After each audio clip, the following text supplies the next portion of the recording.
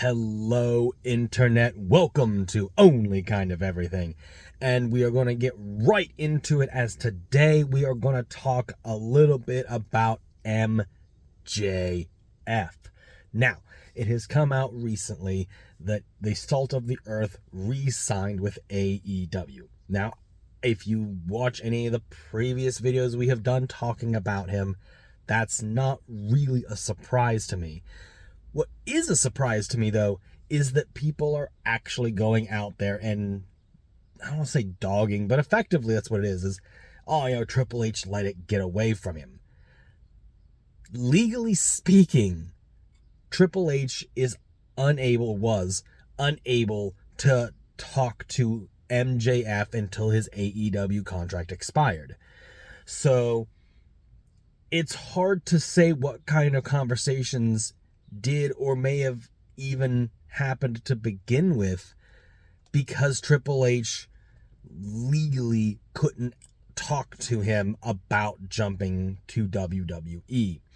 I think that's an interesting thing to keep in mind, because a big part of Max's character over the last few years has always been the bidding war of 2024. I think the fact that they got him to re-sign quietly, it makes sense to lock him down.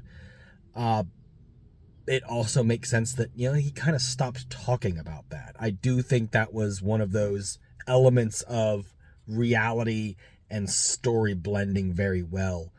I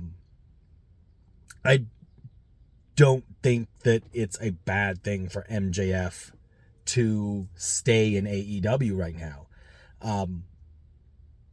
It's not necessarily that they need him or he needs them, but I think WWE right now is in a position where if MJF were to come over, yes, he would absolutely be treated like a star. Just look at Jade Cargill. But I don't really think WWE is in super need of sorry about that, guys. In super need of MJF right now. And I think that might limit where he goes and how quickly he goes there. A lot of people would go, straight to the moon, just like Cody. Cody, although MJF is definitely a bigger star now than he was when he and Cody worked together all those years ago at the beginning of AEW, I don't really think that WWE views MJF as a Cody Rhodes level guy.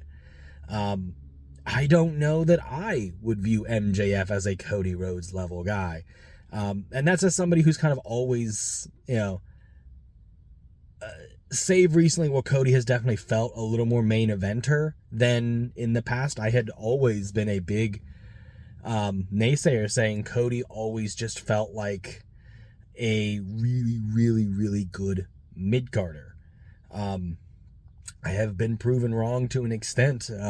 He won the title and his matches with Roman were great, but I'm yet to be fully convinced that the drama and the intrigue of Cody as a champion holds through a new challenger. A big part of what made Cody and Roman such a good matchup, not just on paper but in presentation, was Roman, beating that legendary run. I don't know that Cody is there where he himself creates that allure, which kind of brings me back to MJF, where he's a fantastic talker. It could be argued he's one of the best in the business right now. And to an extent, I would probably agree. If you're talking about full-time talent, guys who are there week in, week out, MJF is probably one of those guys. He carries himself like a top guy. He wrestles, if you will, like a top guy, only when necessary. Now, granted, that's kind of a heel thing, but even as a champion, he didn't wrestle all the time. You get that with your top guys, your main attraction. They don't need to wrestle every single show. They just need to show up. And granted, he's been injured, but MJF does carry that credence with him. He shows up. It's a big deal when he's there. So I think that's something to keep in mind. And it'll be interesting to see how AEW decides to book MJF upon his return. I feel like the entire Devil thing really fell apart. Between Adam Cole getting injured early and then all of these teases of the Devil and then Max being out for an extended period of time. Part of me says that it's probably a good idea if AEW just drops the angle. But in the same time, this is one of those really needs to be dusted off angles. It was a huge deal for a long time for them. And if they just kind of go business as usual, I feel like that's probably a disservice to not only their fans, but to MJF and Adam Cole.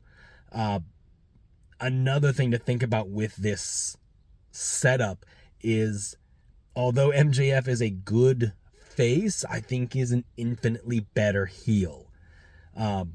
So it'll be interesting because I really think MJF needs to go back to being a heel. He's old school, and old school means, a lot of times you were a career babyface or you were a career heel. Save maybe one turn, maybe two, but he models himself after an era where you lived that character. So although the face turn has been believable, Maxwell Jacob Freeman is kind of a dick. And he just works better as a dick, a guy you hate. So I kind of hope that they just brush through this Adam Cole thing really quickly and allow us to get back to MJF being a scumbag, for lack of better terms.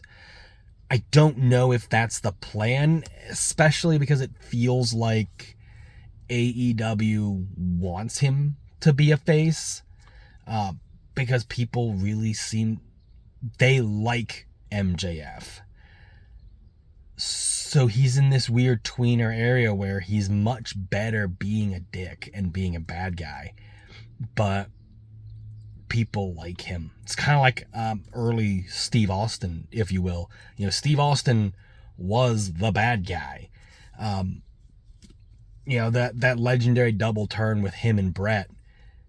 Austin really never changed his character, but just changed who his character antagonized and targeted.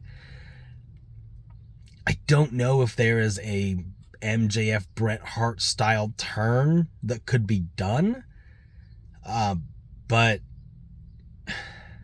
MJF is, in my opinion, in that really weird early Steve Austin time where it's clear the company wants you to...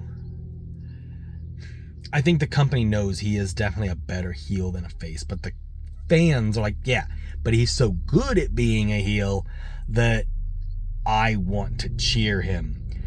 And not that that's a bad thing, but it does put an interesting situation, because if you put him up against baby faces, are those baby faces able to keep their momentum and their reaction going against MJF, who even as a heel is going to be over? Or do you continue down this babyface route? And I feel like face MJF is kind of a watered down version of heel MJF. And granted, we haven't seen a lot of MJF as a single guy. A lot of it was still based around Adam Cole and the Devil and all that. So I could be happily proven wrong upon MJF's return, and he comes out, he works Adam Cole, gets past that, and he does great. I do think pending his return, I think Wardlow and MJF probably have some unfinished business, and it would be an interesting match now, especially because the last time those two got in the ring, Wardlow was really hot as a babyface, and MJF was, obviously MJF heel, but it was right around that time that he no-showed that fan event, and everyone's like, oh, he's walking out. So I do think an MJF Wardlow match again would be an interesting turn, just to see how the crowd reacts, not necessarily to the match, because it'll be a good match, I think, but how these two can work together and create a different dynamic given the reversed roles. But like I said, I just want to touch on the MJF subject today, guys. We do have Friday Night SmackDown tonight, so I look forward to hopefully getting a chance to watch that. I have been out of town. There is some new content coming, not exactly what you're used to seeing on this channel, and it's not something that's going to be done often, but it is coming. It is a completely different format from anything that we've done so far here. I hope you guys enjoy it, and I'm hoping that it is out within the next 14 days. Fingers crossed and all that. But guys, that is all I have today. Can't wait to see you in the next video. Don't forget to like, share, comment, subscribe, do all that fun stuff that the YouTube people say, and I will see you in the next video.